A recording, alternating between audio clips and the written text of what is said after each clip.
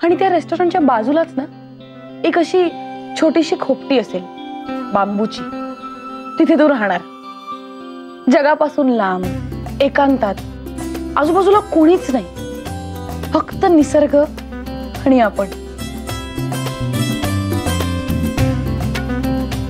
Wifi पाहिजे म्हणजे तुझ्यासाठी. अगं अगं तुझा लॅपटॉप, तुझ्यासाठी एक खुर्ची आणि टेबल, तिथे बसून तू लिहायचं असं ना. मस्त एक रॅक, त्या तुझी सगळी पुस्तकं आणि खोपटीच्या बाजूला 2 मोठ्या खिडक्या.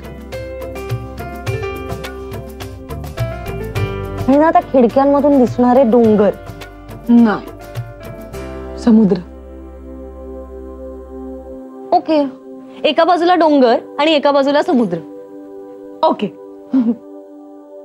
हे आणि ना आम्ही सगळे मग वीकेंडला येऊ, आमचं वीकेंड होम.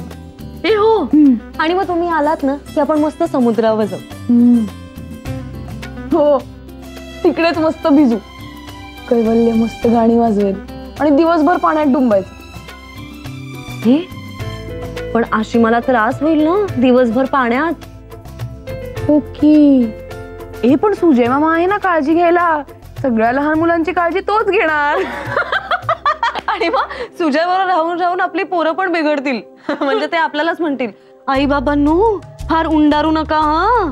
सुजय काकांनी सांगितलंय 35 डिग्री टेम्परेचर झालं तर सावली शोधायची आणि पुस्तक वाचावे. मीनल, आशू आणि किंजलला मुलं झाली तर ती कशी होतील ना. हो अगं, पण आशूच्या डोक्यावरचे सगळे केस उडून जातील किंजल आणि त्या मुलांपायी.